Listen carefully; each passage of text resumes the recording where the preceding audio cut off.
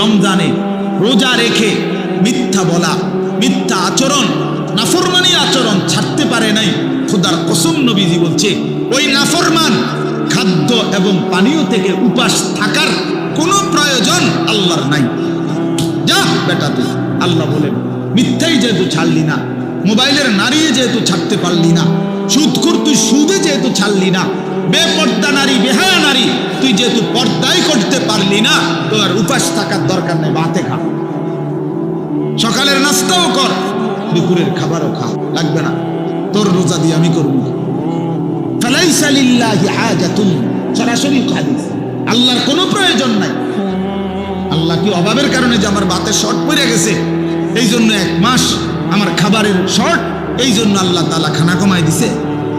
তাই নবী সাল্লাল্লাহু আলাইহি সাল্লাম বলেন কাম মিন সাইমিন লাইসা লাহু মিন সিয়ামিহি ইল্লা আল জু'। নবীজি বলেন হায় আফসোস, কত রোজাদার আছে এমন রোজা যাদের রোজা শুধুই কিছুক্ষণের ক্ষুধার্ত থাকা ছাড়া আর কোনো অর্জন নেই, আর কোনো অর্জন নেই।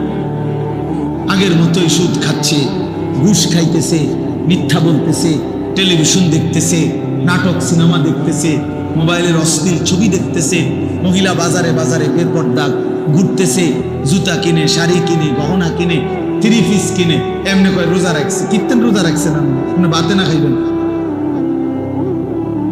রোজা রাখছেন কীর্তন, আমি কিসের রোজা রাখছেন? আল্লাহ নবী সাল্লাল্লাহু আলাইহি সাল্লাম বলেন কিছুক্ষণ ক্ষুধার কষ্ট ছাড়া আর কিছু অর্জন। কাম মিন কাইমিন লাইসা লাহু মিন কিয়ামিহি ইল্লা সাহার।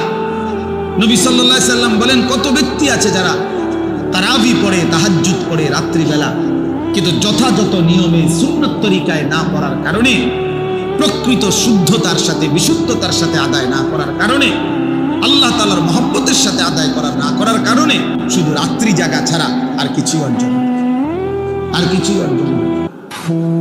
এ পড়ছে আর কি পড়ছে? নামাজ পড়ে লাইছে 20 রাকাত নফল। 20 রাকাত তো চাচা নফল পড়লেন, সূরা কেরাতের কি দশা? তাব্বাতিয়াত তো ভুল, কুল হুয়াল্লাহু আহাদ তো আপনি ভুল পড়েন, আত্তাহিয়াতু লিল্লাহি ওয়াস সালাওয়াতু ওয়াত তাইয়্যিবাত এটা তো আপনি ভুল পড়েন। আপনার দোয়ায়ে কুনুত তো শুদ্ধ হয় না, আপনি রুকুর থেকে সোজা হইয়া দাঁড়ান না, আপনি সেজদা একটা দিয়া মাথা একটু উড়াইয়া আরেকটা সেজদা দিয়া লান, এরকম নামাজ 200 রাকাত পড়লে কি? হ্যাঁ, এই নামাজে 200 রাকাত পড়লে কি? কি 20 রাকাত তারাবি পড়তেন, আপনি 200 রাকাত পড়েন তারাবি, পড়েন আর নামেন, পড়েন আর হ্যাঁ। আল্লাহ নবী সাল্লাল্লাহু আলাইহি সাল্লাম বলেন এমন রাত্রি জাগরণ শুধু কিছুক্ষণ রাত জাগছে আর কিছু হচ্ছে। আল্লাহ নবী সাল্লাল্লাহু আলাইহি সাল্লাম বলেন আসসিয়ামু জুন্নাতুন, রোজা ঢাল স্বরূপ। রোজা একজন ব্যক্তিকে গুনাহ থেকে বাঁচাবার ঢাল, বাঁচাবার ঢাল। রাসূলুল্লাহ সাল্লাল্লাহু আলাইহি সাল্লাম বলেন তোমার সাথে রোজা অবস্থায় কেউ যদি ঝগড়া করে, তোমারে যদি মন্দ কিছু বলে, গালি দেয়, তুমি বলে দিও ভাইয়া আমি রোজাদার। রোজাদার গালি দেয় না,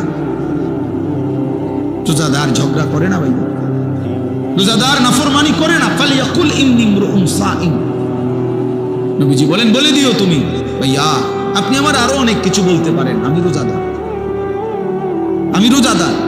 রোজাদার গালি দেয় না। রাসূলুল্লাহ সাল্লাল্লাহু আলাইহি ওয়াসাল্লাম বলেন লাইসাল মুমিনু বিত্তাআন ওয়ালাল লাআন ওয়ালাল ফাহিশ ওয়ালাল বাদী, এটা হাদিস।